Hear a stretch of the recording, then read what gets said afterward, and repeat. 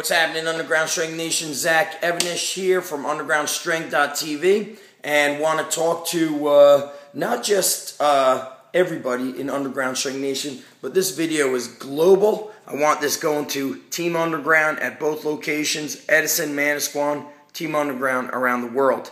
And I was speaking with my buddy Kelly Starrett. We've got 2 copies of his books here, Becoming a Supple Leopard. The 3rd copy is in the hands of one of my coaches, required reading, not just his book, but daily visiting to his website for studying. And I want to tell you guys something about the text message exchanges that I was having with K-Star. And I was talking about a wrestler that I had, or that I train, who's been having hip pain when he wrestles, when he runs, when he does sleds, when he does prowler. And, eventually we get to a point where it's like, listen, we're doing all kinds of mobility work for you, soft tissue work. We're adjusting your stance. We're doing everything we can.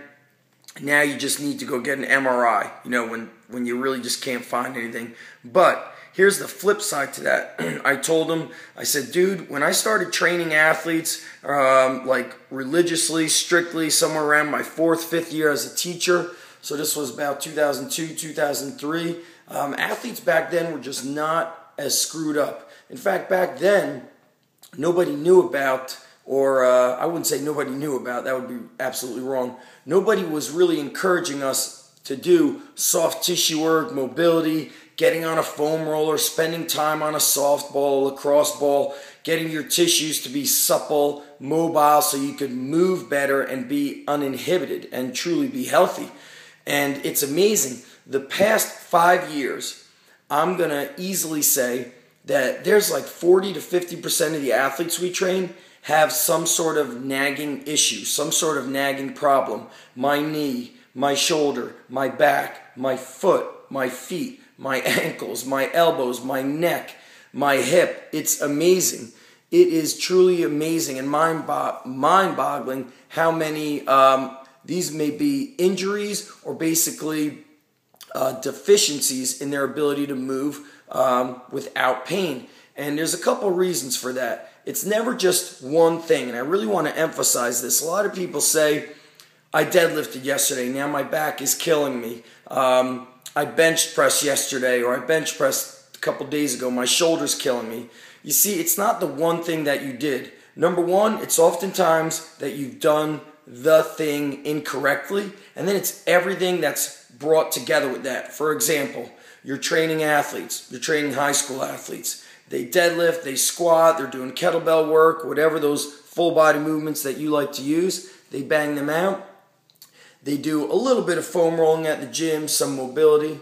Got to step over my dog right here who's taking a little nappy nap in the middle of the kitchen. So they do a little bit of mobility, and the majority of our athletes, we train them twice a week. Why? School, could be money things, membership with the parents, traveling, practicing of sports. So a kid does his exercises, does his workout, does his 10, maybe 12 minutes of mobility at the gym twice a week. We've got 5 days out of this week, and the rest of those 2 days, meaning you train with us for an hour, you've got the rest of that day and the rest of the week to screw it all up. You go to school, you sit down, your lower back and upper back, your entire back is hunched over, round over. You're sitting down that way for hours. You walk around with poor posture. Your shoulders have the anterior depression and they're slumped forward and downward. Then you go and play your sport and you're moving in poor positions. And you are never addressing mobility outside of when you train. So will these athletes get healthy, or will you get healthy? Will you perform better? No. Health is something that you must address every day. And it's just a tough thing for a 14, 15, 17-year-old, 18-year-old, even a college athlete to even think about being healthy. They're thinking about training as in working out.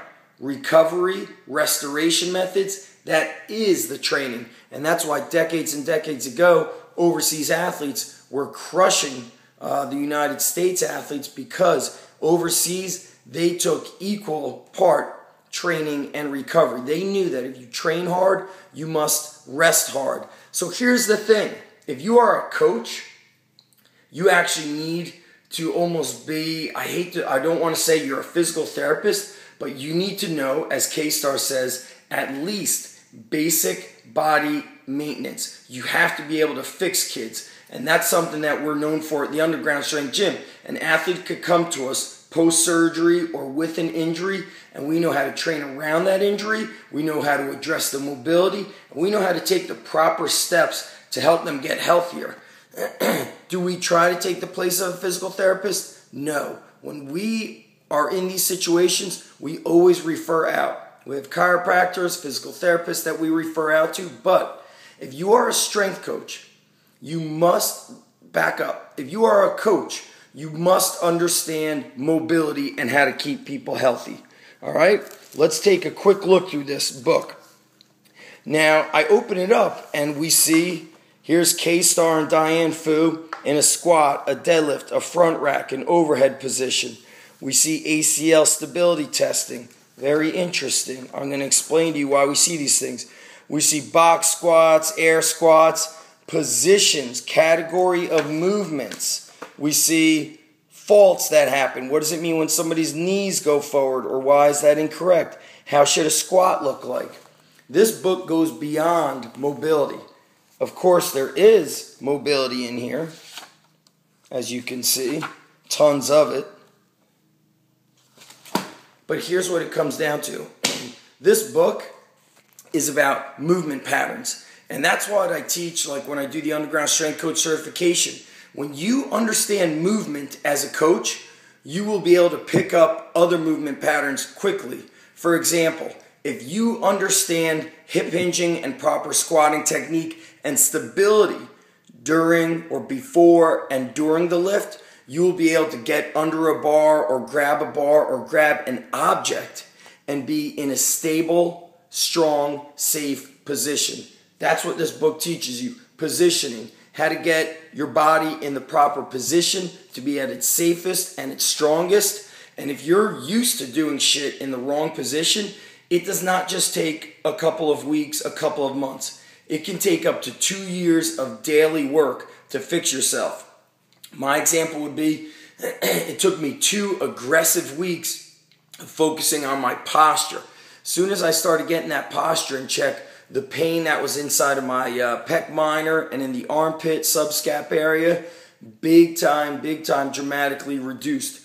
You need to get this book, and I'm going to tell you why. As a strength coach, it's no longer good enough to be good enough. I have a real problem with people that are in the marketing world saying, you probably know everything you need to know about training. That's bullshit. You don't know everything you need to know. I am telling you now, as a strength coach, a performance coach, I am just shocked at how many kids are inefficient in movement, mobility, and how easily everybody's getting hurt. And the reason why so many people are getting injured is because of poor mobility. We've got to get them mobile. We've got to get them healthy. That's just the bottom line. You will not survive as a coach if you can't help your athletes, your clients, your adults, the people you train, get healthy and stay healthy. That's what it's all about. Even at the youngest of ages, being healthy is the most important thing, because without your health, you cannot compete. I'm highly recommending Become a Supple Leopard. Pick it up at Amazon. It's awesome. And I'm telling you, coaches, right now, the game has changed. Years ago, you could just train athletes to be strong, and that seriously was like a cure-all for them. Nowadays, it does not work that way. They're coming in, they're so tight in their upper backs, they're so tight in their hips, they can't do a bodyweight squat. They can't press a dumbbell or kettlebell over their head without twisting their neck and contorting their body into a pretzel.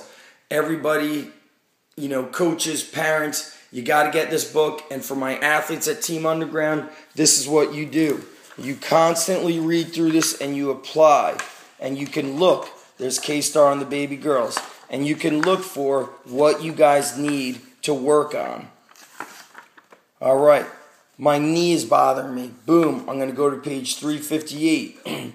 My butt and hips are tight. Page 298.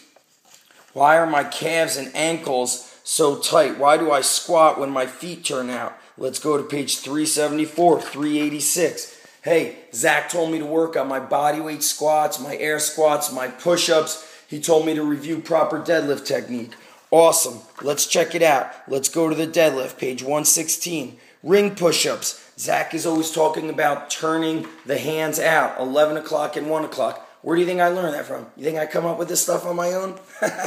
I learn from the best, and I pass that stuff on to you guys. As a coach, you must pursue excellence. As a parent, you got to give these kids every opportunity you can to keep them healthy. We only see them 2, maybe 3 days a week. You guys have the other 4 days a week plus the rest of the day to either make it happen or mess it up. Coaches, parents, athletes, kids, and anybody else who's watching the internet, even the aliens that are in special planets up where we don't even know about, become a Supple Leopard. Get one for yourself and gift somebody else with that book. You know what I'm saying? Peace out. Undergroundstrength.tv. Get the book on Amazon.